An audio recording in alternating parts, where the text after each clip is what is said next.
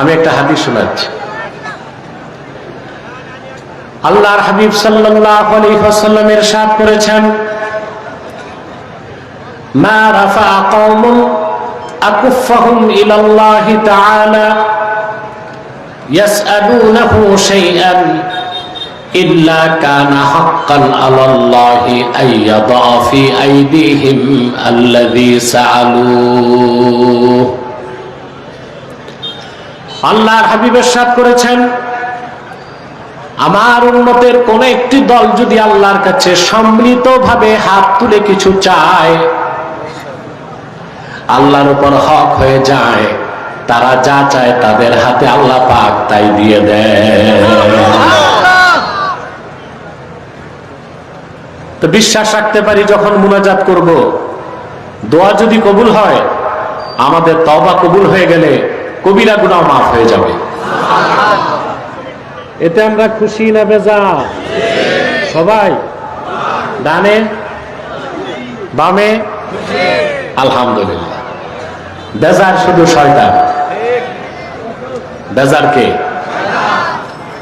শয়তানের সব চক্রান্ত নস্যাৎ হয়েছে, এখন একটা বাকি আছে।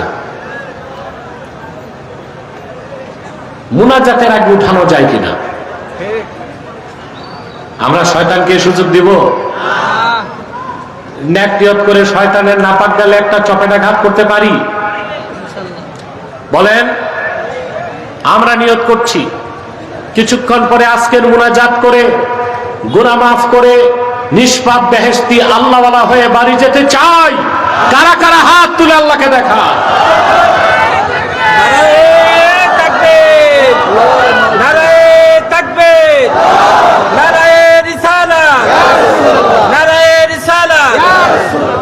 সাল্লাল্লাহু আলাইহি ওয়াসাল্লাম।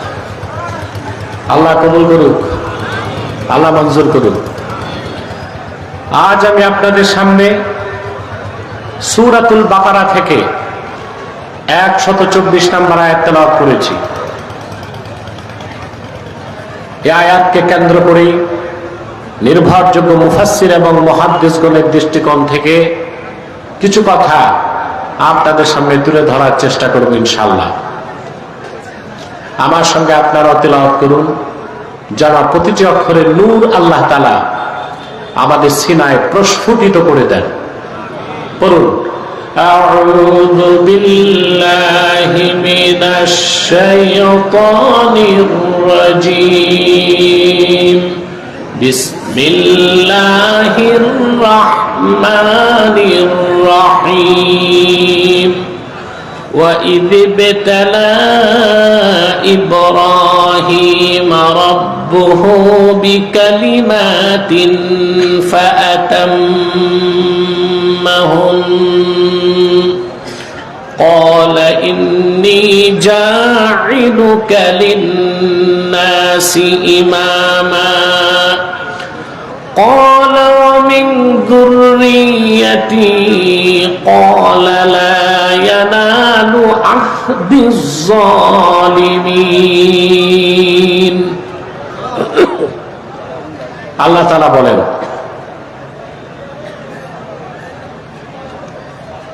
মোবাইলগুলো বন্ধ করো। আল্লাহ তাআলা বলেন, মুহাম্মদ সাল্লাল্লাহু আলাইহি ওয়াসাল্লাম আপনি স্মরণ করুন, ইব্রাহিমের রব যখন ইব্রাহিমের কতগুলো বিষয়ে পরীক্ষা নিল। সুবহানাল্লাহ। পরীক্ষা কে নিছেন? জোরে পরীক্ষা দিছেন কে? ফাতাম্মাহুন্না। তিনি পূর্ণ সফলতার সাথে, পরিপূর্ণতার সাথে আল্লাহর পরীক্ষাগুলো সফলভাবে দিলেন। আল্লাহ পাক ডাক দিয়ে বললেন, পরীক্ষা দেবার পরে, সব পরীক্ষায় উত্তীর্ণ হওয়ার পর আল্লাহ তাকে ডেকে বললেন, ইন্নী জাইলুকা লিন-নাসি ইমামা। ইব্রাহিম, আমি তোমাকে মানব জাতির নেতা বানায় দেব। মানব জাতির কথা বলেন আমার সাথে। আপনার কি মাহফিলে না কবরস্থানে? বুঝবো কেমন করে? কথা বলেন, জবাব দেন আমার। আল্লাহ বলেন, ইব্রাহিম তোমাকে আমি মানব জাতির নেতা বানাবো। তিনি বললেন, অমিন যুররিয়াতি, আমার বংশধর থেকেও কি এরকম নেতৃত্ব পাবে কেউ? তারাও কি পাবে? আল্লাহ বললেন, লা ইয়ানালু আহদিজ জালিমিন, তোমার বংশে যারা জালেম হবে, কাফের হবে, মুশরিক হবে, এই ইমামত বা নেতৃত্বের সৌভাগ্য তারা কোনোদিন লাভ করতে পারবে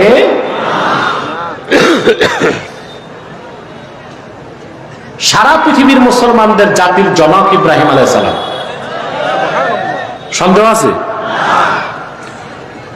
কোরআন সুন্নাহর বাইরে আমরা কাউকে বাপ বানাতে পারি? সাংস্কৃতিক বাপ, রাজনৈতিক বাপ, আধ্যাত্মিক বাপ।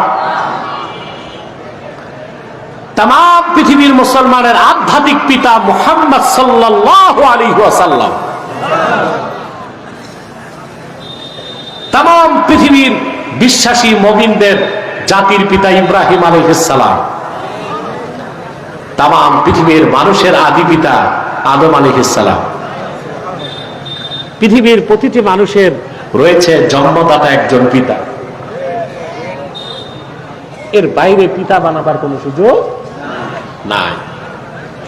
আমরা এই কথাটা মাঝে মধ্যে ভুলে যাই, রাজনৈতিক কারণে, সাংস্কৃতিক কারণে, রাজনৈতিক ধাপ্পাবাজিতে পড়ে আমরা এই কথা ভুলে যাই, আরো অনেককে বাপ বানাবার চেষ্টা করি,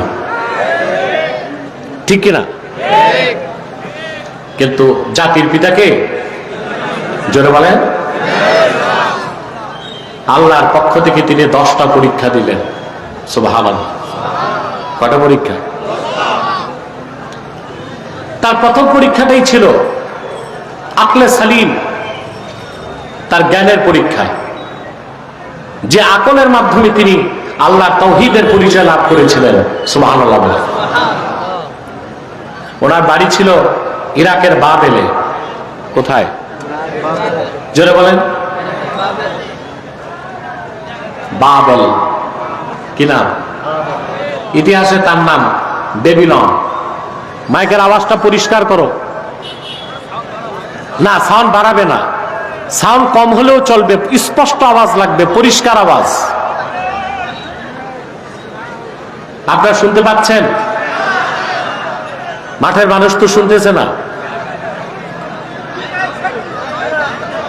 স্পিকার চলে, পিছনে হরেন চলে, তো শুনে না কেন? মাইকে সমস্যা না কানে সমস্যা? আমার তো তাই মনে হয় মাইকে সমস্যা। এতক্ষণ সমস্যা হয় নাই, আমি বসার পর কেন হলো? এটাও তো একটা বিষয়।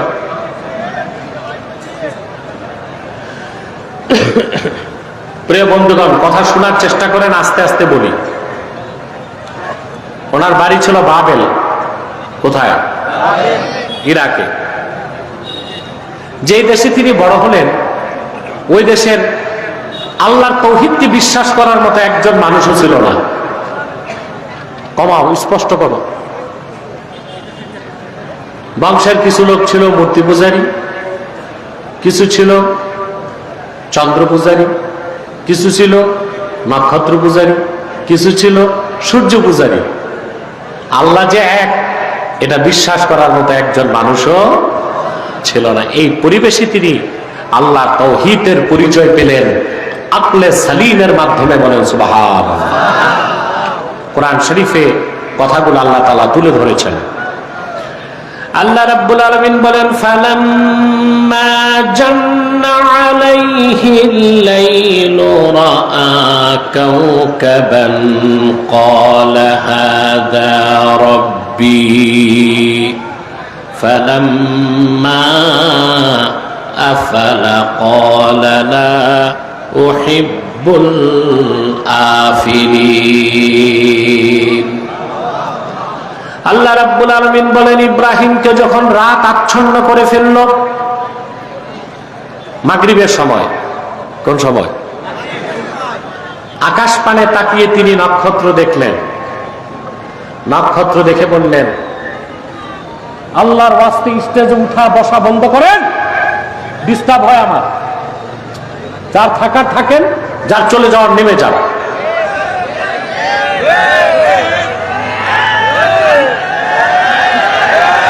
বাস, এত বেশি ভালো না।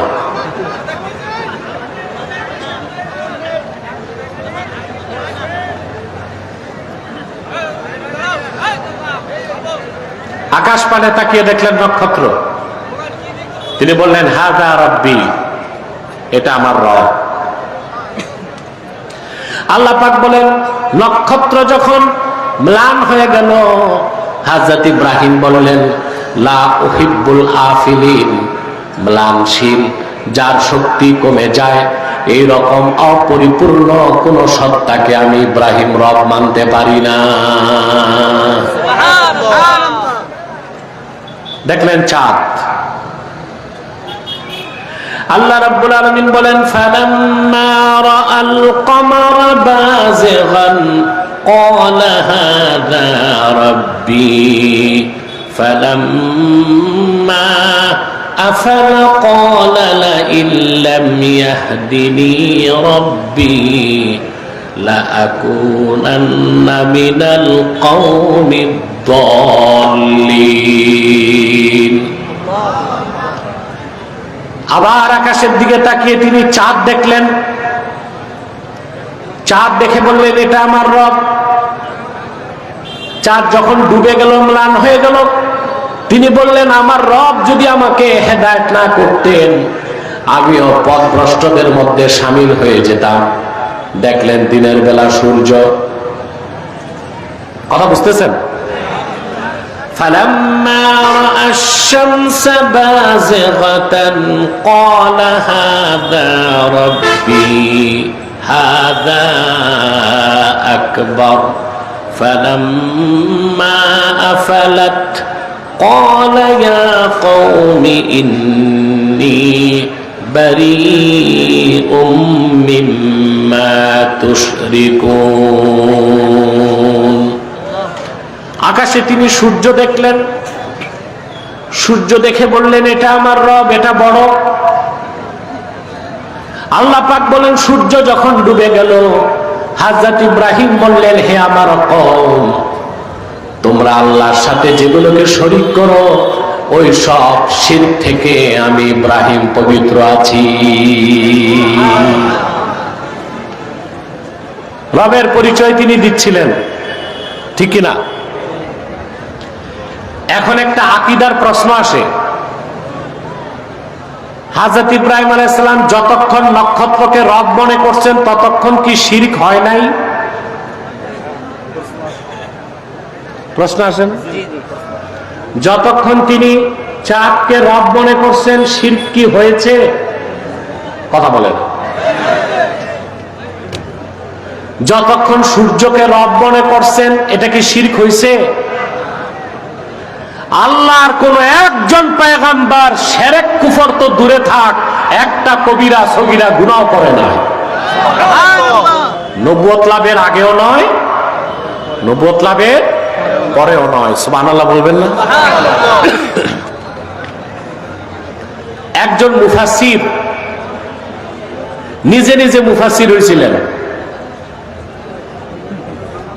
उन्हें उनार तफसीरे लिखे दिसेन हजरत इब्राहिम भी कुछ अरसे के लिए शिर्क में मुब्तला हो गए थे। हजरत इब्राहिम किछु समয়ের জন্য শিরকে লিপ্ত হয়েছিলেন। নাউজুবিল্লাহ, তা আসতে বললেন। আহলুস সুন্নাহ ওয়াল জামাতের আকীদা ও বিশ্বাস আল আম্বিয়া মুনাজ্জাহুনা মিনাল কাবাইরি ওয়াস সাগায়ের, আল্লাহ সমস্ত নবীগণ সকল প্রকার কবিরা সগীরা গুনাহ থেকে নিষ্পাপ ছিলেন। সুবহানাল্লাহ, আরেকটু জোরে সুবহানাল্লাহ। তো কোরআন শরীফের এই অর্থের জবাব কি? এই জবাব জানতে তো তাফসীর পড়তে হবে। কি পড়তে হবে? তাফসীর। মুফাসসির সবাই একমত। হাফেজ ইব্রাহিম আলাইহিস সালাম যখন নক্ষত্রকে বলেছেন হাদা রাব্বি, তার সামনে উপস্থিত ছিলেন নক্ষত্র পূজারীরা। তিনি তাদেরকে বললেন হাদা রাব্বি আলা জামিকুম, তোমাদের ধারণায় এটা আমার রব, আমার বিশ্বাস নয়। সুবহানাল্লাহ, সুবহানাল্লাহ। নক্ষত্র যখন ডুবে গেল তিনি দেখাই দিলেন নক্ষত্র পূজারীরা এমন একটা সৃষ্টিকে রব মানো যেটা শক্তি কমে যায়। চাঁদকে আওয়াজটা ডবল হচ্ছে, এটা বন্ধ করো। হয় মাইক সরাও, নয় বিল্ডিং সরাও, কমাও, কমিয়ে দাও, হরেনটা কমিয়ে দাও। তিনি যখন চাঁদকে দেখেছেন তখন তার সামনে ছিল চন্দ্র পূজারীরা। তিনি বলছেন, হাজা রাব্বি আই হাজা রাব্বি আলা জামিকুম, তোমাদের ধারণা এটা আমার রব। তার বিশ্বাস এটা ছিল না। সূর্যকে যখন দেখছেন তখন ওনার সামনে উপস্থিত ছিল সূর্য পূজারীরা। তিনি বলেছেন, হাজা রাব্বি আলা জামিকুম, তোমাদের ধারণা এটা আমার রব। শোনো, এই একটাও রব না, রবকে শোনো। ইন্নী ওয়াজ্জাহতু ওয়াজহিয়া লিল্লাযী ফাতারাস সামাওয়াতি ওয়াল আরদা হানিফাও ওয়া মা আনা মিনাল মুশরিকিন। আমি মুখাপেক্ষী হলাম সেই মহান সত্তার, যিনি আকাশ জমিন সবকিছু সৃষ্টি করেছেন সুনিপুণ দক্ষতায়। আমি সেই আল্লাহর মুখাপেক্ষী হলাম, আমি মুশরিকদের অন্তর্ভুক্ত নই। বলেন সুবহানাল্লাহ। হযরত ইব্রাহিমের পরীক্ষা হয়েছে কিনা? প্রথম পরীক্ষা কিসের? আকলে সালিম, জ্ঞানের পরীক্ষা। যখন তিনি আল্লাহর পরিচয় পেয়ে ফেললেন, আল্লাহর পক্ষ থেকে নির্দেশ চলে আসলো, ইব্রাহিম তোমার গোত্র সম্প্রদায় সবাই তো পৌত্তলিক, মূর্তি পূজা করে, তাদেরকে আমার তাওহীদের দাওয়াত দাও। বলেন সুবহানাল্লাহ। এই পরীক্ষাটা কঠিন ছিল? কথা বলেন। ওনার দল নাই, গোষ্ঠীর সব পৌত্তলিক মুশরিক, উনি ছাড়া তাওহীদ বিশ্বাসী কেউ নাই, আর আল্লাহ বলতেছেন দাওয়াত দাও। সুবহানাল্লাহ বলবেন। যে তিনি সোজা ঢুকছেন বাবেলের পূজা মণ্ডপে। মূর্তি পূজারী যত পুরোহিত আর ঠাকুর বসা, তাদেরকে বললেন, মা হাযিহিত তামাসিল, এই সব কি প্রতিমা, ভাস্কর্য, মূর্তি? এগুলো কি? এগুলো তো তোমরা নিজ হাতে তৈরি করেছো, এগুলোর ইবাদত কেন করো? মূর্তি পূজারীরা কোনো জবাব দিতে পারে না, একটা যুক্তি দিছে। কি দিছে? ক্বালু ওয়াজাদনা আবাআনা লাহা আবিদিন। আমরা, দলিল নাই, বাপ দাদাকে দেখতাম মূর্তি পূজা করত, আমরাও করি। নাউজুবিল্লাহ বলবেন না? তাহলে মূর্তি পূজারীরা মূর্তি পূজার পক্ষে যে যুক্তি দিছে, ওটা দলিল ছিল না যুক্তি ছিল? সাংস্কৃতিক কারণ। কি কারণ? বাপ দাদা করত, আমরাও করি, এটা সংস্কৃতি, এটা কালচার। এটা কি? আমরাও বাংলাদেশের মুসলমান বাঙালি সংস্কৃতির নামে অসংখ্য শিরকি কাজ করে যাচ্ছি, করি না? স্মৃতিসৌধে মস্তক নত করে পুষ্প অর্পণ করা, এটা মুহিমিলা শিরক, শিরকের দিকে ধাবিত করে। একমত আমার সাথে? কথা বলেন। পহেলা বৈশাখ মঙ্গল শোভাযাত্রা বের করা, ওখানে হুতুম পেঁচা থাকে। হিন্দুদের বিশ্বাস হুতুম পেঁচা লক্ষ্মীর বাহন, হনুমান থাকে, বানর থাকে। এটা হিন্দুয়ানি সংস্কৃতি, যে সংস্কৃতি থেকে শিরকের দুর্গন্ধ বের হয়। এটা আমরা করতেছি বাঙালি সংস্কৃতির নামে। 21শে ফেব্রুয়ারি আমরা পারতাম ভাষা শহীদদের জন্য হাত তুলে দোয়া করতে, তা করি না। কবরস্থানেও যাই না, যাই শহীদ মিনারে। কোথায়? তো শহীদ মিনারে কি ভাষা শহীদরা আছে নাকি? না কবরস্থানে? তো যাওয়া দরকার কোথায়? যায় কই? তো ওইখানে যে কি করে ফুল দেয়, নগ্ন পদে শ্রদ্ধা জানে, এটা হচ্ছে প্রস্তর পূজা। ঠিকটা তো ঠিক মতো বলো নাই সাতক্ষীরাবাসী। এই সব শিরক আমরা করতেছি সংস্কৃতির দোহাই দিয়া। কিসের দোহাই দিয়ে? ওরা ইব্রাহিম আলাইহিস সালামের যুগের লোকেরাও শিরক করত, কি দোহাই দিয়া? সাংস্কৃতিক দোহাই দিয়া। হযরত ইব্রাহিম তখন বিপ্লবের ডাক দিলেন। সুবহানাল্লাহ। বিপ্লব দেখছেন?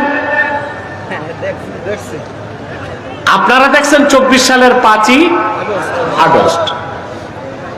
এটা বিপ্লব না, এটা অভ্যুত্থান। বিপ্লব হচ্ছে সিস্টেমকে পরিবর্তন করা, আর অভ্যুত্থান হচ্ছে সেটআপকে চেঞ্জ করা, রেজিম চেঞ্জ করা, সরকার পরিবর্তন হচ্ছে অভ্যুত্থান, আর গোটা দেশের রাজনৈতিক ব্যবস্থাকে পরিবর্তন করা হচ্ছে বিপ্লব। তা কি হয়েছে? আগে চুরি ছিল, এখন আছে। আগে দুর্নীতি ছিল, এখন আছে। আগে ধর্ষণ ছিল, এখন আছে। বড় পিসাব যারে বানাইছিলেন ডক্টর ইউনূস, বড় পিসাব, আর আমি বলছি সুদের কারিগর। সেও কি পারছে দুর্নীতি মুক্ত করতে, সন্ত্রাস মুক্ত করতে, ধর্ষণ মুক্ত করতে? কিয়ামত তক হাজার সরকার পরিবর্তন হবে, দেশ থেকে চুরি, চামারি, ধর্ষণ, জেনা, ব্যভিচার, দুর্নীতি বন্ধ করা যাবে না। সিস্টেমকে বদলাতে হবে আল্লাহর কোরআনের রাষ্ট্র ব্যবস্থার আলোকে।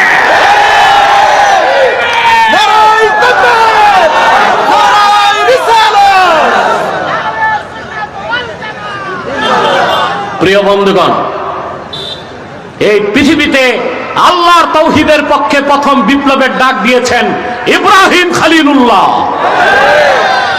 একা মানুষ, বংশের সব মূর্তি পূজারী, তিনি একা, লোক নাই, জনবল নাই, লাঠি নাই, অস্ত্র নাই, কিচ্ছু নাই। তিনি বিপ্লবের ডাক দিয়ে দিলেন। কিভাবে? তিনি বললেন, তাল্লাহি লাআকিদান্না আসনামাকুম বা'দা আন তুওয়াল্লু মুদবিরিন। হযরত ইব্রাহিম বিপ্লবের ডাক দিয়ে দিলেন। তিনি বললেন, আল্লাহর কসম, পত্তলিকেরা, মূর্তি পূজারীরা, আল্লাহর কসম করে বলছি, অযৌক্তিক এই ধরনের মূর্তি পূজা যদি না ছাড়ো, হাতে বানানো খোদাগুলির ইবাদত না ছাড়ো, আমি তাদের ব্যাপারে চূড়ান্ত সিদ্ধান্ত গ্রহণ করব। তোমরা বাড়ি যাবার সাথে সাথে, বাড়ি যাবা। তাই ইব্রাহিম আলাইহিস সালামের কাজটা ছিল কি? আন্ডারগ্রাউন্ড ওয়ার্ক না সরাসরি? এটা বিপ্লব। এটা কি? এটা কি? তাহলে আমি আজকে বলে গেলাম, এটা ডায়েরিতে লিখে রাখবেন। পৃথিবীতে প্রথম বিপ্লবের ডাক কে দিয়েছেন? রাজনৈতিক ডাক না তাওহীদের পক্ষে? সুবহানাল্লাহ বলবেন না? ওরা সব বাড়ি গেল, বড় একটা কুঠার হাতে নিয়ে তিনি সব মূর্তি ভাঙা শুরু করলেন। নাক কান সব সমান করে দিয়েছেন, ভেঙ্গে টুকরা টুকরা করে দিয়েছেন। কিরকম করছে আল্লাহ তাও সূরা আম্বিয়াতে বলে দিয়েছেন, فَجَعَلَهُمْ جُذَاذًا إِلَّا كَبِيرًا لَهُمْ لَعَلَّهُمْ إِلَيْهِ يَرْجِعُونَ। তিনি বললেন, আল্লাহ পাক বলেন, ইব্রাহিম মূর্তিগুলোকে ভেঙ্গে টুকরা টুকরা করে জুজাজা, চূর্ণ বিচূর্ণ করে দিল, একটা বড় মূর্তিকে রেখে দিল, যেন ভাঙছেকে প্রশ্ন করতে মূর্তি পূজারীরা তাদের বড় ঠাকুরের কাছে যাইতে পারে। সব মূর্তি ভেঙ্গে সমান। এখানে একটা শিক্ষা নিব আমরা, বলবো। আমাদের দেশে তো সনাতনী হিন্দুরা আছে, মূর্তি পূজা করে না? আমরা কি বাধা দেই? তারা তাদের পরিবেশে মূর্তি পূজা করে, এটা তাদের বিষয়। কিন্তু ইব্রাহিম আলাইহিস সালামের সন্তানরা কি মূর্তি পাহারা দিতে পারে? কথা বলে।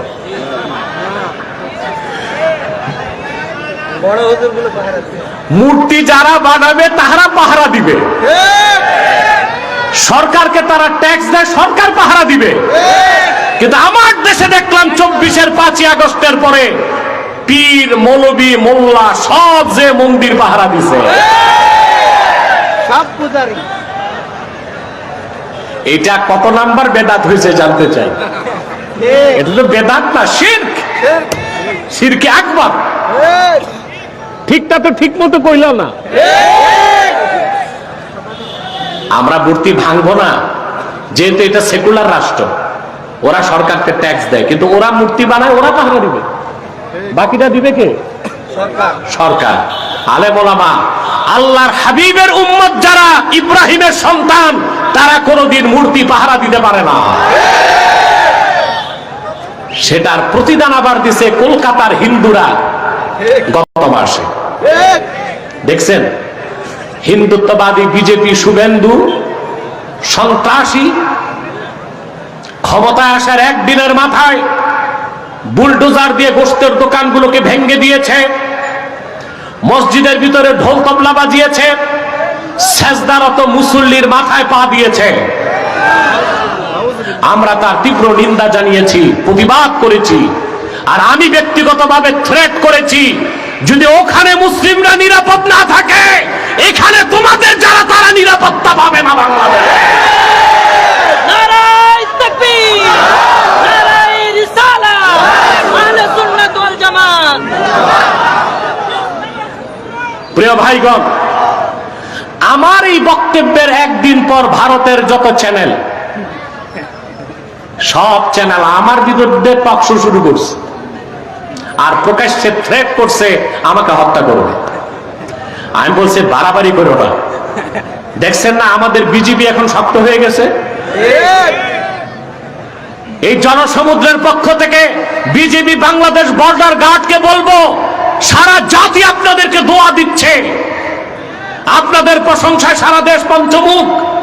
বিএসএফ এর সন্ত্রাসীদেরকে ভয় পাবেন না, যা পাবেন সমানে সব একাকার করে দিবেন।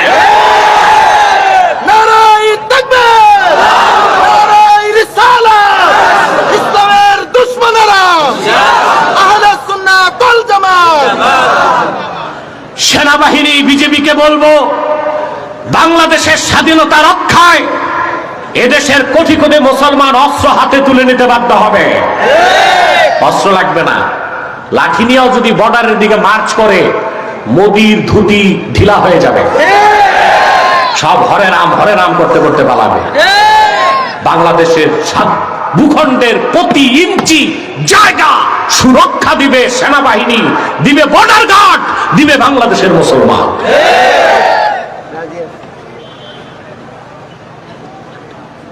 কথা শুনতেছেন? তাহলে ওরা প্রতিদান দিল কি, ভালো না খারাপ?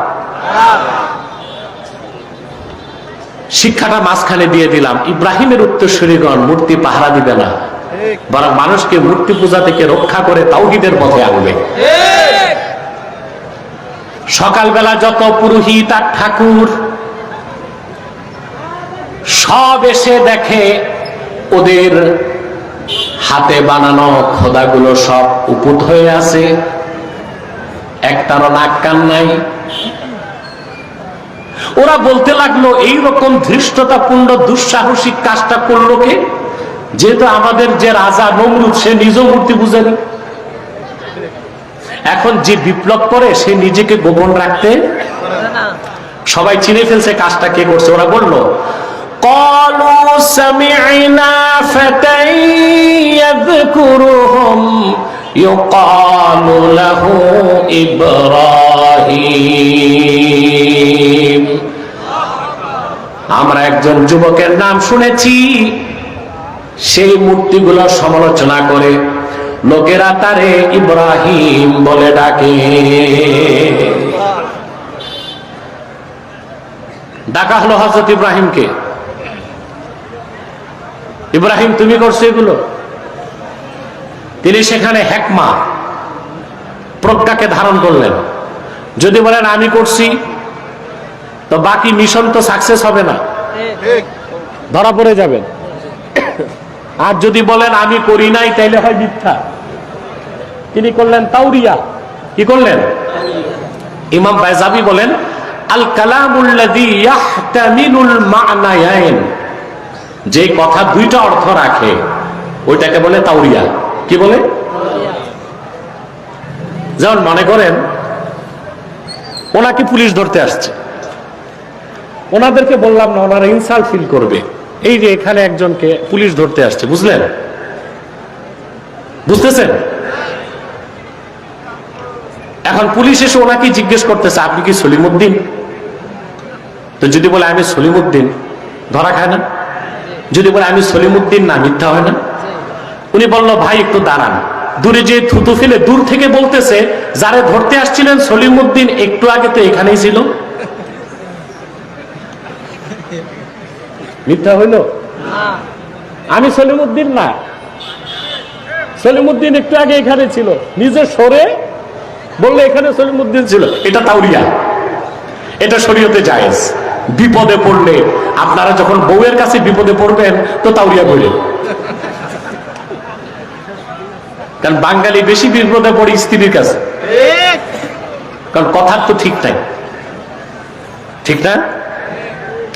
কষ্ট হচ্ছে আপনাদের? কথা বুঝতেছেন? আলহামদুলিল্লাহ।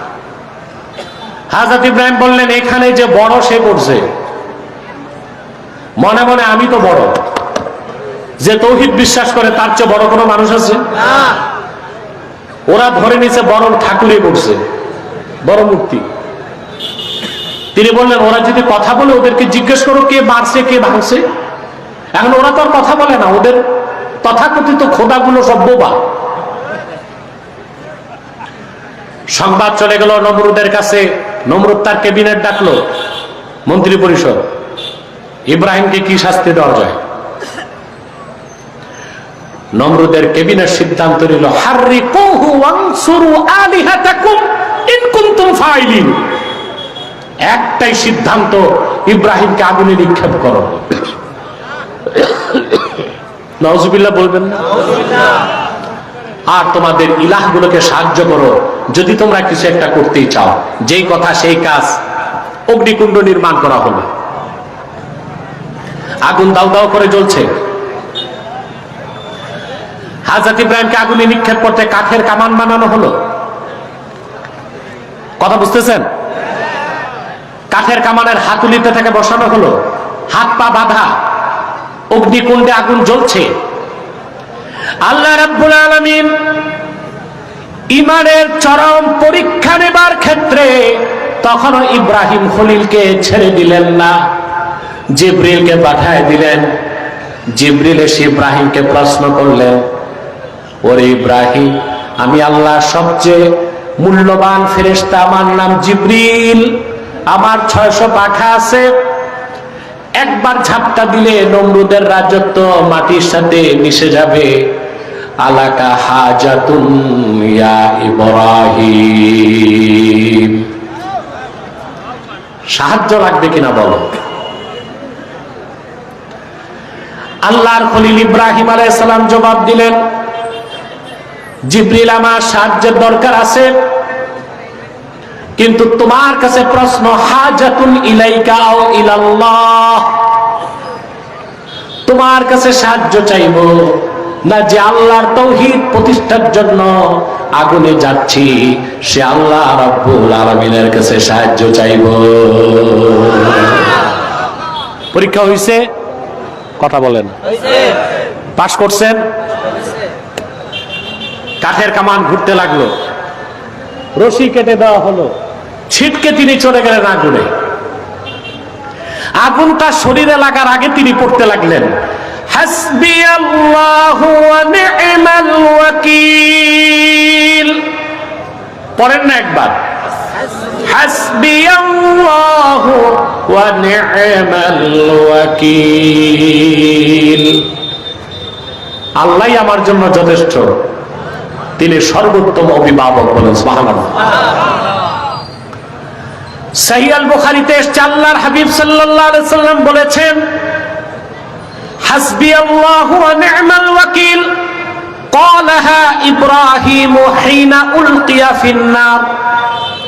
হযরত ইব্রাহিমকে যখন আগুনে নিক্ষেপ করা হয়েছে, আল্লাহর আকাশের নিচে সর্বপ্রথম সেদিন হযরত ইব্রাহিম এই দোয়াটা পড়েছেন, হাসবিয়াল্লাহু ওয়া নি'মাল ওয়াকিল। মনে থাকবে দোয়াটা? কথা বলেন। ফজরের পর যদি কেউ 7 বার পড়ে, মাগরিবের পর 7 বার, 24 ঘন্টায় কয়বার হইল? হাদিস সাক্ষ্য দেয়, হাসবিয়াল্লাহু ওয়া নি'মাল ওয়াকিল এই দোয়াটা কেউ যদি সকালে 7 বার পড়ে, সন্ধ্যায় 7 বার পড়ে, সে বান্দাকে 24 ঘন্টার জন্য আল্লাহ রাব্বুল আলামিন লেমিনেটেড করে দিবেন। কোন বুলেট বোমা, জাদুটোনা, ঝড় তুফান, বিপদ আপদ 24 ঘন্টা তার শরীরে লাগবে না। মনে থাকবে? চলে গেলেন আগুনে। তাবারিখে তাবারিতে এসছে 3 দিন, আরেক বর্ণনায় 7 দিন, কোন কোন ইসরায়েলি বর্ণনায় এসেছে 40 দিন, সেটা মওজু। 3 দিন বা 7 দিন পর তিনি আগুন থেকে বেরিয়ে আসতেন। এত আসতে বললেন মুসলমান। তিনি আগুনে থাকা অবস্থায় আজার নাম শুনছেন না? আজার এই আজার নমরুদের প্রাসাদের ছাদে দাঁড়ায়া দেখতেছে হযরত ইব্রাহিমের কি হলো। দেখে আগুনের কুণ্ডলীর ভিতরে সবুজ বাগিচায় হযরত ইব্রাহিম হাঁটতেছেন। দুঃখ করে সে তখন বলল, নি'মার রাব্বু রাব্বুকা ইয়া ইব্রাহিম, সত্যি ইব্রাহিম তোমার যিনি রব, তিনি একমাত্র সত্য রব, তিনি কত উত্তম প্রতিপালক। আমরা তোমাকে আগুনে দিলাম, আর তিনি তোমার জন্য আগুনকে বাগান বানায় দিলেন। আগুনের ভিতর থেকে বেরিয়ে আসলেন, একটা পশমও জ্বলে নাই। তা দেখে অসংখ্য লোক ঈমান এনে মুসলমান হয়ে গেছে। ওনার আপন ভাতিজা লূত আলাইহিস সালাম ঈমান আনলেন। ওনার ভাতিজা লূতকে আল্লাহ নবী বানায় দিলেন। ইব্রাহিম আলাইহিস সালাম লূত আলাইহিস সালামকে পাঠায় দিলেন জর্ডানে। কোথায়? জর্ডানে ছিল সমকামীরা। সমকামী বুঝেন কথা? সমকামী বুঝেন না? পুরুষে পুরুষে বিবাহ, নাউজুবিল্লাহ। মেয়ে মেয়ে বিবাহ, নাউজুবিল্লাহ বলেন। বর্তমানে একদল এনজিও আর বিদেশিদের চক্র বাংলাদেশের স্কুল কলেজ ভার্সিটিতে সমকামিতাকে প্রমোট করছে। এর চেয়ে ঘৃণ্য, নিকৃষ্ট, হারামার কাজ নাই। লূত আলাইহিস সালামের কথা তারা শোনে নাই, আল্লাহ আযাব দিলেন, সব ধ্বংস হয়ে গেল। সমকামীরা, কাফেররা ওখানে মাটিতে গর্ত হয়ে সমুদ্র হয়ে গেল। কিন্তু এখন পর্যন্ত সেই সমুদ্রে কোনো মাছ থাকতে পারে না। ওটার নাম হচ্ছে ডেড সি, মৃত সাগর। কি নাম? হযরত ইব্রাহিমের পরীক্ষা শেষ হলো না, আল্লাহর পক্ষ থেকে আবার হুকুম আসলো, ইব্রাহিম তুমি তোমার স্ত্রী ও সন্তান সবাইকে নিয়ে বাবেল থেকে আরদুল মুকাদ্দাসা ফিলিস্তিন চলে যাও। তিনি মিশর হয়ে ফিলিস্তিন চলে গেলেন। পরীক্ষা শেষ হলো না, আল্লাহ নির্দেশ করছেন, ইব্রাহিম তুমি তোমার স্ত্রী হাজেরা আর বড় ছেলে ইসমাইলকে বাক্কায় রেখে আসো, মানে মক্কায়। সুবহানাল্লাহ বলবেন। হযরত ইব্রাহিম কোনো প্রশ্ন করে না, আল্লাহ এটা কেমন হুকুম। চলে গেলেন তিনি স্ত্রীকে নিয়ে, সন্তান ইসমাইলকে নিয়ে বাক্কাতে। মক্কার নাম কি? জোরে, বাক্কা। ইন্না আউওয়ালা বাইতিন উযিআ লিন-নাসি লাল্লাযী বিবাক্কাতা মুবারাকান ওয়া হুদাল লিল আলামিন। মক্কাকে আল্লাহ বলছেন কি? বাক্কা। বাক্কা কেন বলছেন? সুম্মিয়াতিল মাক্কাতু বিবাক্কাতা লিআন্নাহা তাবুক্কু আ'নাকাল জাবাবিরা। মক্কাকে বাক্কা বলা হয় জন্য, বাক্কা ইয়াবুক্কু তাবুক্কু মানে চূর্ণ করা। যেহেতু মুহাম্মদ সাল্লাল্লাহু আলাইহি ওয়াসাল্লাম মক্কা মুকাররমায় আগমন করেছেন রাসূলুল্লাহর ইজ্জতে, দুনিয়া সৃষ্টির শুরু থেকে আজ পর্যন্ত কোন অত্যাচারী শাসক মক্কায় ঢুকতে পারে নাই। মক্কা তাদের গর্দানকে চূর্ণ করে দিয়েছে। সুবহানাল্লাহ বল। শুধু রাসূলুল্লাহর ক্ষেত্রে আল্লাহ তাআলা এটা খেয়াল রাখছেন। ফিলিস্তিনে ইব্রাহিম খলিলের রওজা আছে না? সেখানে কি হামলা হয় নাই? কথা বলেন। বখতে নসর 3000 বছর আগে হামলা করে 7 লক্ষ ইহুদিকে হত্যা করছে। মুসা আলাইহিস সালামের কবর হচ্ছে মিশরে। কোথায়? মিশর ও ফিলিস্তিনের সীমান্তে, মিশর অঞ্চলেই পড়ছে। কাসিবুল আহমার মিশরে। সেই মিশরীকে হামলা হয় নাই? কথা বলেন। কিন্তু আব্রাহা থেকে শুরু করে আজ পর্যন্ত কোন অত্যাচারী শাসক মক্কায় হামলা করতে পারছে? কারণ মক্কা হচ্ছে আল্লাহর হাবিবের মৌলিদ, রাসূলুল্লাহর আগমনের জায়গা মক্কা। সুবহানাল্লাহ বলেন।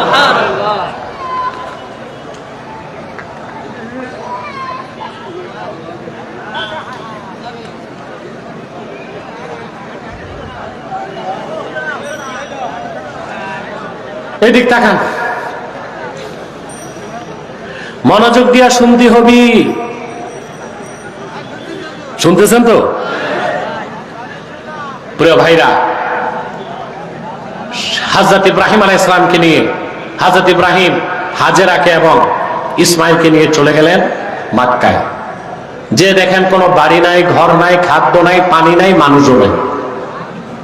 সুবহানাল্লাহ, কত কঠিন পরীক্ষা ছিল। জমজম কূপের কাছে আপন স্ত্রীকে বসালেন, কোলের মধ্যে ইসমাইলকে দিয়ে তিনি ফিরে আসতেছেন। কোনো বিদায় নাই, কুশল বিনিময় নাই। বুখারী শরীফের মধ্যে এসেছে ফানাদাতহু উম্মু ইসমাইল, ইসমাইলের মা ইব্রাহিমকে ডাক দিলেন, মানে স্বামীকে। একবার, দুইবার, তিনবার কোনো জবাব নাই। চতুর্থবার হযরত হাজেরা বললেন, ইব্রাহিম, এটা কি আপনার মন মস্তিষ্ক প্রসূত সিদ্ধান্ত না আল্লাহর ফয়সালা? হযরত ইব্রাহিম বললেন, শুনে রাখো হাজেরা, আল্লাহর খলিল ইব্রাহিম আল্লাহ সিদ্ধান্তের বাইরে একটা কদম ফেলার ক্ষমতাও রাখে না। চলে গেলেন। আমি দীর্ঘ ঘটনা সংক্ষেপ করে দিচ্ছি। পানি ফুরায় গেল। হযরত হাজেরা সাফা মারওয়ায় দৌড়ালেন পানির জন্য 7 বার। কয়বার? আল্লাহর এই কৃত দাসীর, আল্লাহর এই দাসীর এই দৌড়টা আল্লাহ এত পছন্দ করছেন, কিয়ামত পর্যন্ত হাজীদের জন্য আল্লাহ ওয়াজিব বানায় দিয়েছেন। সুবহানাল্লাহ বলবেন না? হাজীদের সাই করতে হয়? কথা বলে না। সাই করতে হয়? হয়তো সাই। নিরাশ হয়ে তিনি যখন ফিরে আসলেন সন্তানের কাছে, দেখেন সন্তানের পতাকা হাতে আল্লাহ তাআলা, ওনার ভাষা ছিল সুরিয়ানি। সুরিয়ানি ভাষায় তিনি পানিকে বলতে লাগলেন জাম জাম, মানে থামো থামো। পানি থেমে গেল। তিনি পানি পান করলেন, সন্তানকে পানি পান করালেন। পরিতৃপ্তির সাথে কূপের পাশে তিনি বসে আছেন। সিরাতের কিতাবে এসেছে, ইয়ামানের একটা সম্ভ্রান্ত পরিবার ছিল জুরহাম কবিলা।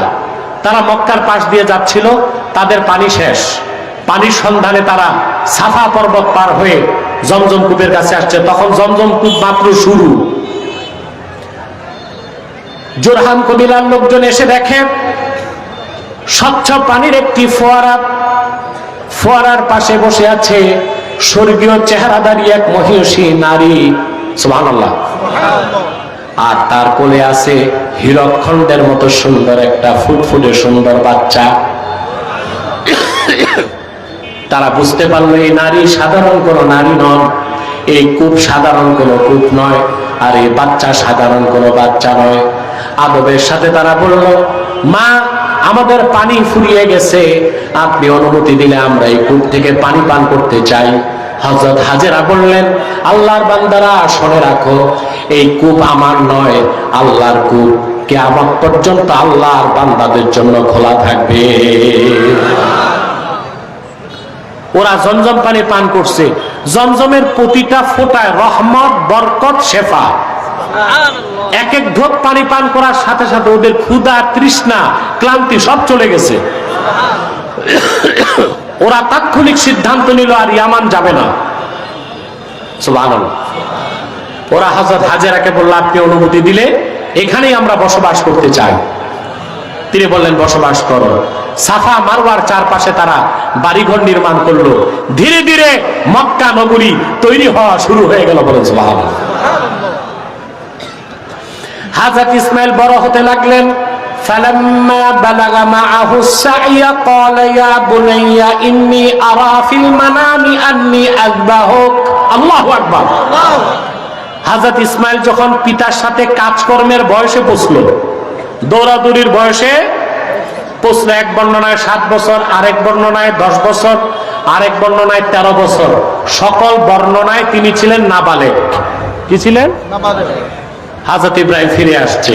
পরীক্ষা কয়টা হয়েছিল? 10টা। 10 নাম্বার সবচেয়ে কঠিন পরীক্ষা চলে আসলো। আল্লাহ স্বপ্নে দেখালেন, ইব্রাহিম তুমি তোমার সবচেয়ে প্রিয় জিনিসটা আমার জন্য কোরবানি করো। কথা বুঝতেছেন? কোরবানি আর কয়দিন বাকি? কথা বলেন। তা আমাদেরও পরীক্ষা আছে না নাই? বলবো আর কয়েক মিনিট পরে। স্বপ্নে দেখার পর তিনি সন্তানকে বললেন, প্রিয় বৎস, আমি দেখি স্বপ্নে তোমাকে আমি জবাই করছি, তুমি চিন্তা করো আমি কি করব। যেমন পিতা তেমন পুত্র। নাবালেগ পুত্র জবাব দিল, ইয়া আবাতি ইফআল মা তু'মার সাতাজিদুনি ইনশাআল্লাহু মিনাস সাবিরিন। সুবহানাল্লাহ। সম্মানিত পিতা, যা হুকুম পেয়েছেন তা এক্ষুনি করুন, আমার কোনো আপত্তি নাই। আল্লাহর হুকুমের সামনে অনতি বিলম্বে আমি ধৈর্যশীলের মতো আমার গর্দানকে উৎসর্গ করে দিতে চাই। যে কথা সেই কাজ। নিয়ে গেলেন মিনাতে। কোথায়? হাজী সাহেবরা 8 তারিখ যাবে কই? মিনা। 9 তারিখ আরাফা, 9 তারিখ রাতে মুজদালিফা, 10 তারিখ মিনাতে শয়তানকে পাথর মারবে, কোরবানি দিবে, তারপর মাথা মুন্ডন করে তোয়াফে জিয়ারত করবে। ঠিক না? এগুলো জানেন তো? আল্লাহ যখন হজ করার সুযোগ দিবে এমনি এমনি জেনে যাবেন ইনশাআল্লাহ। মিনাতে নিয়ে গেলেন, সন্তান প্রস্তুত, পিতার হাতে ছুরি, সূর্যের আলোতে তা চকমক করছে। শুধু হযরত ইসমাইল বললেন, বাবা 3টা আবদার আছে আপনার কাছে। কয়টা আবদার? 3টা। আমার প্রথম আবদার হচ্ছে, তুকাল্লিবু ওয়াজহি ইলাল আরদে ইনদা যাবহে। বাবা আপনি যখন আমাকে জবাই করবেন, আমার চেহারাটা মাটির দিকে করে দিবেন, পিছন দিক থেকে জবাই করবেন। কারণ সামনে দিয়ে জবাই করতে গেলে, আমার চেহারার দিকে তাকালে, আমার ভালোবাসা আপনার অন্তরে জাগলে হতে পারে আল্লাহর হুকুম মানতে বিলম্ব হয়ে যাবে। দ্বিতীয় আবদার, আমার রক্তমাখা কাপড়গুলো আমার মায়ের কাছে পৌঁছায় দিবেন।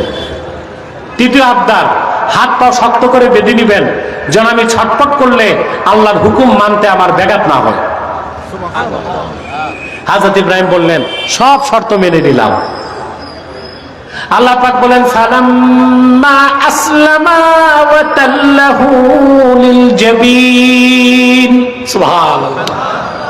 পিতা পুত্র দুজনেই যখন আল্লাহর কাছে আত্মসমর্পণ কমপ্লিটলি করে ফেললো, আসলামা না আসলামা, তাসনিয়ার সিগা। পিতা পুত্র দুজনেই যখন আল্লাহর হুকুমের সামনে আত্মসমর্পণ করে ফেললো, পিতা পুত্রকে চিৎ করে শুইয়ে দিল জবাই করতে। হযরত ইব্রাহিম ছুরি লাগাই দিয়েছেন। ছুরি চলতেছে, কাটতেছে না, কারণ আল্লাহ ছুরিকে নোটিশ করছেন, ছুরি তোমার কার্যক্ষমতা শূন্য হয়ে যাক। তীব্র শক্তি প্রয়োগের পর তিনি দেখেন সন্তানের গর্দান কাটে না। আকাশ পানে তাকায় আছেন।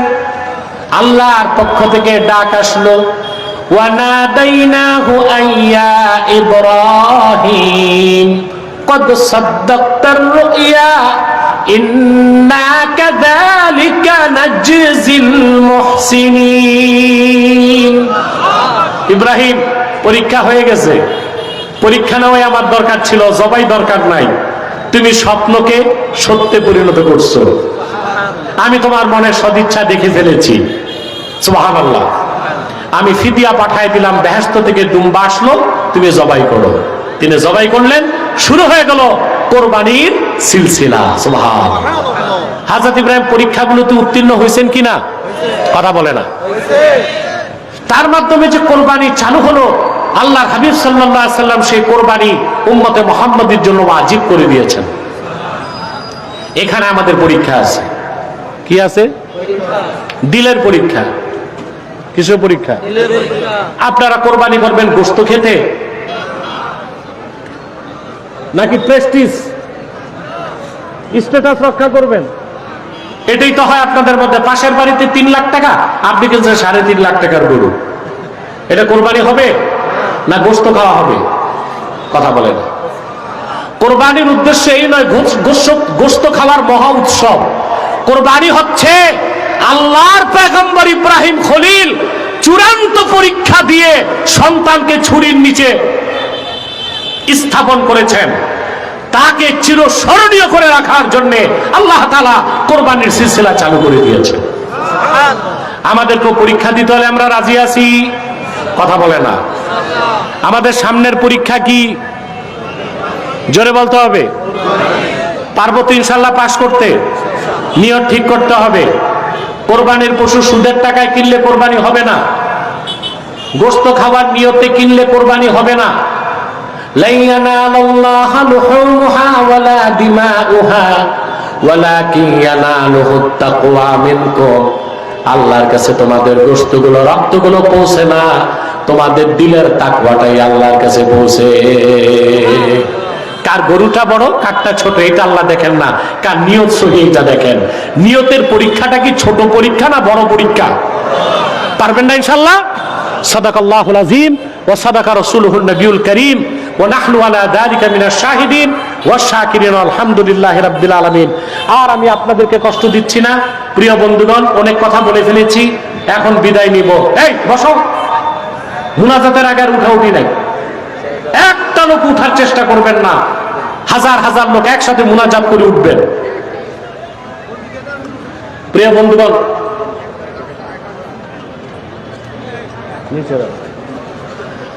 আমি বিদায় লগ্নে কয়েকটা কথা বলে দিচ্ছি। আপনারা এখানে বিভিন্ন দলমতের লোক আছেন না? কথা বলেন। বিএনপি আছে, জামাত আছে, এনসিপি আছে, আওয়ামী লীগও আছে। যদি বলেন আওয়ামী লীগ নাই, এটা মিথ্যা হবে। সব দলের লোক আছে, আছে না?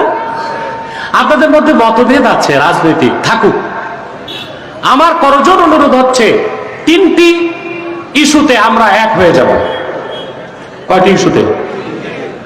ইসলামের সুমহান স্বার্থ রক্ষায় আমরা ঐক্যবদ্ধ হয়ে যাব।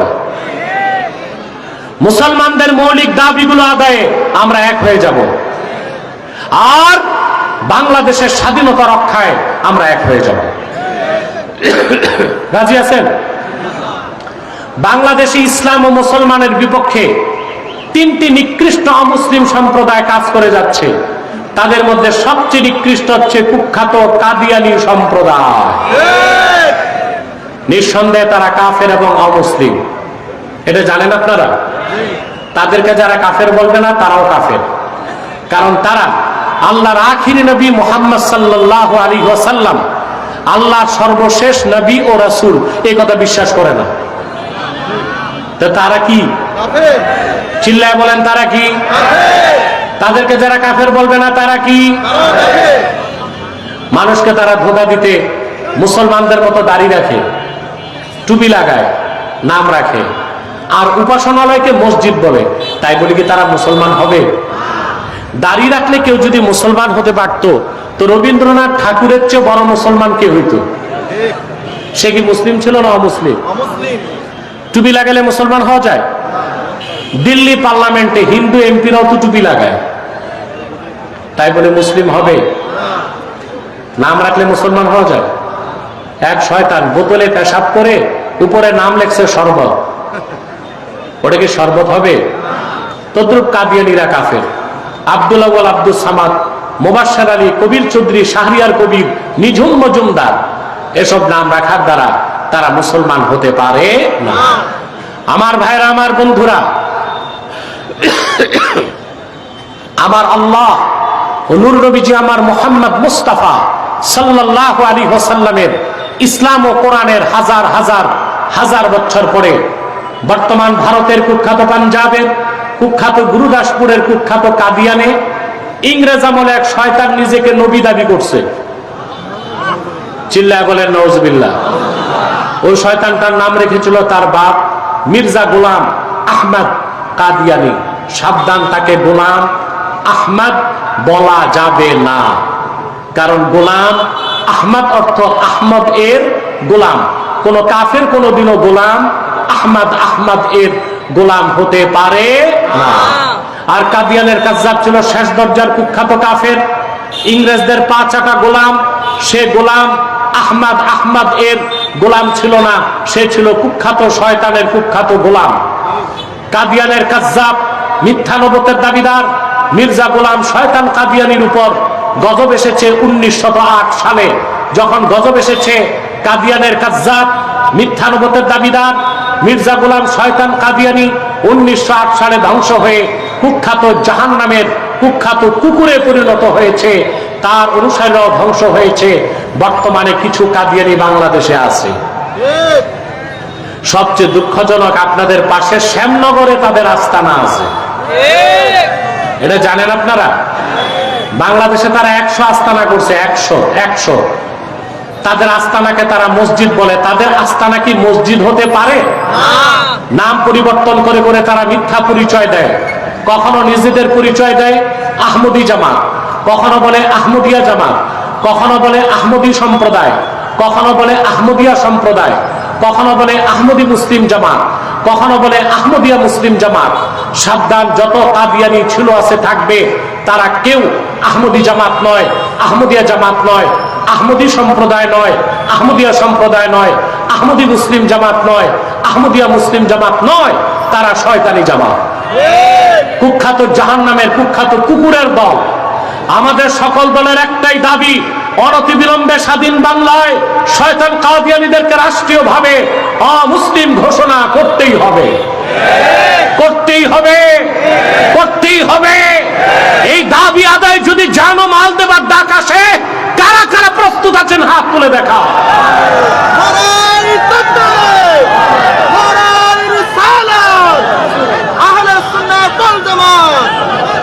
প্রিয় ভাইরা, তাদেরকে অর্থনৈতিক সহযোগিতা করবেন না। তাদেরকে অর্থনৈতিক সহযোগিতা করেন আপনারা? জি করেন। প্রাণ কোম্পানির যত জিনিস তাদের, সেজান কোম্পানির জুস তাদের, আর এফএল এর পণ্যগুলো তাদের, প্রথম আলো, ডেলি স্টার, ভিশন এগুলো তাদের। নৈতিক দায়িত্ব হিসেবে এগুলো ধরবেন না, কিনবেন না, বেচবেন না। মনে থাকবে? কথা বলেন, মনে থাকবে? আর তাদের উপাসনালয়কে মসজিদ বলা যাবে না। হিন্দুদের উপাসনালয় যেমন মন্দির, খ্রিস্টানদেরটা গির্জা, বৌদ্ধদেরটা প্যাগোডা, তারা তো ইহুদিদের চেয়ে বড় কাফের। তাদেরটা মসজিদ নয়, সেটাও শয়তানি আস্তানা। আরেকটা অমুসলিম সম্প্রদায় আমাদের যুবকদেরকে থাবা দিছে, এটার নাম হিজবুত তাওহীদ। এটা থেকে সাবধান থাকবেন। এরা বলে দাজ্জাল বলতে কিছু নাই। তো দাজ্জাল বলতে কিছু না থাকলে ঈসা নামবে কেন? প্রশ্ন আসে না? তারপর তারা বলে নামাজ হচ্ছে ব্যায়াম, উযু থাকলেও নামাজ হবে, উযু ছাড়াও নামাজ হবে। তারা বলে ছেলে মেয়ে রাজি থাকলে বিয়ে ছাড়াও ফিজিক্যাল রিলেশন বৈধ। এরা 64টা ডিস্ট্রিক্টে কাজ করছে, হিজবুত তাওহীদ। তাদের ব্যাপারে সাবধান থাকবেন। আরেকটু অমুসলিম সম্প্রদায় আমাদের মানচিত্রে হাত দিতে চায়, এটা হচ্ছে খ্রিস্টান মিশনারি, যাদের ছদ্ম দল হচ্ছে ইসাই তরিকাভুক্ত মুসলমান, আদতি খ্রিস্টান। তারা মানুষকে খ্রিস্টান বানায় আর বলে আপনিও মুসলমান, তবে আপনি ঈসার উম্মত মুসলমান। ঈসার উম্মত মুসলমান না খ্রিস্টান? বলেন। 78 সাল থেকে এই পর্যন্ত তারা 2.5 লক্ষ পরিবারকে খ্রিস্টান বানিয়েছে। তাদের মাস্টার প্ল্যান হচ্ছে পার্বত্য চট্টগ্রামের একটা অংশ, মায়ানমারের কুকিচিন প্রদেশ আর ভারতের মিজোরাম, এই 3টা অংশ নিয়ে একটা খ্রিস্টান রাষ্ট্র বানাবে। আপনারা কি তা মেনে নিবেন? এক সাগর রক্তের বিনিময়ে তা মেনে নিব না। সেই জন্য আপনাদের ঐক্যবদ্ধ হইতে হবে। কি হইতে হবে? রাজনৈতিকভাবে মারামারি আর করবেন, কাটাকাটি করবেন না। দ্বীনের স্বার্থে সব এক হয়ে যাবেন। সকল প্রকার কাফের মুশরিক রামবাম নাস্তিকদের বিরুদ্ধে পারবেন তো ইনশাআল্লাহ? আল্লাহ আমাদেরকে কবুল করুন, আল্লাহ আমাদেরকে মঞ্জুর করুন। আমি আর আপনাদের কষ্ট দিচ্ছি না। এখানে যারা আজকের সম্মানিত সভাপতি রফিকুল ইসলাম বাবু, আলহামদুলিল্লাহ এখানে ভাই বসে আছেন, ধর্মীয় শিক্ষক এই স্কুলের। তারপরে প্রধান অতিথি আমিরুর রহমান আমিন, এই ভাইও বসে আছেন কষ্ট করে। তারপরে আমাদের গাজী আব্দুর রফিক কই, পিকে মিতালি সংঘ, এটার যিনি আহ্বায়ক সভাপতি, কোথায় উনি? আছে বোধহয়। আমি সবার জন্য দোয়া করি, যারা যারা এই প্রোগ্রামটি সুন্দর করে সাজিয়েছে, আল্লাহ তাদের সকলকে আজরুল আজিম দান করুন। মুনাজাতের আগে 11 বার ইস্তেগফার করুন।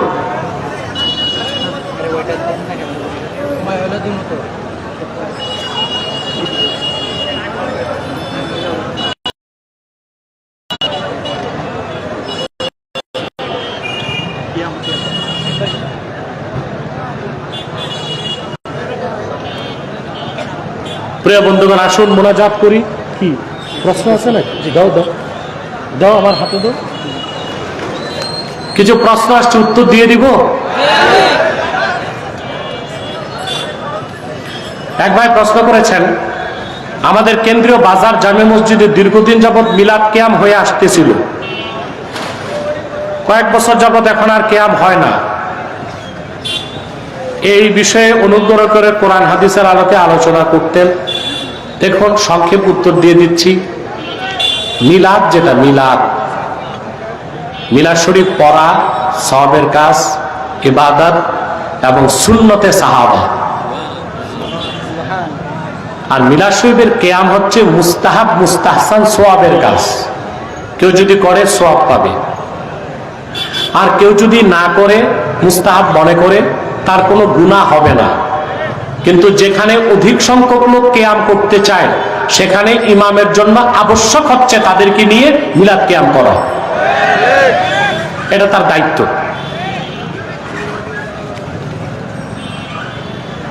দুই পক্ষের মধ্যে একটি জমি নিয়ে দীর্ঘদিন বিরোধ ছিল, আদালতে মামলা চলমান। হঠাৎ এক পক্ষ ওই বিরোধী জমি মসজিদে দান করে দেয়। অন্যের জমি দান করলে সেটা মসজিদের জন্য দান বলে গণ্য হবে না। যে জমির মালিক সে দান করলেই সেটা মসজিদের জন্য নেওয়া জায়েজ হবে, নতুবা জায়েজ হবে না।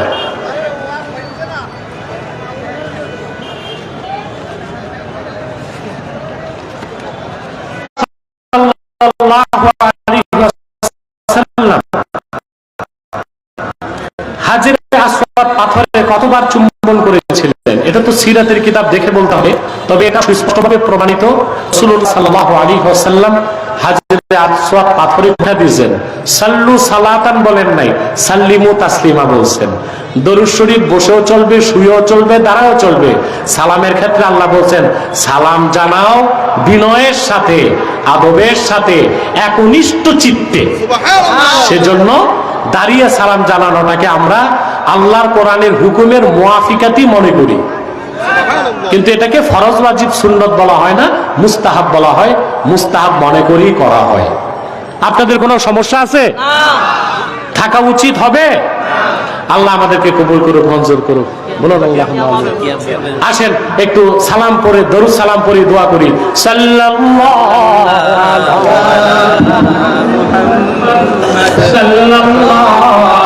আলাইহি ওয়াসাল্লাম, সাল্লাল্লাহু আলা মুহাম্মদ, সাল্লাল্লাহু আলাইহি ওয়াসাল্লাম। ইয়া নবী সালাম আলাইকা, ইয়া রাসূল সালাম আলাইকা, ইয়া হাবিব সালাম আলাইকা, সালাওয়াতুল্লাহ আলাইকা, মুহাম্মাদুর রাসূলুল্লাহ সাল্লাল্লাহু আলাইহি ওয়াসাল্লাম। ختم الله به النبوة وحكم لا نبي بعده. يا نبي سلام عليك، يا رسول سلام عليك، يا حبيب سلام عليك، صلوات الله عليك. بلغ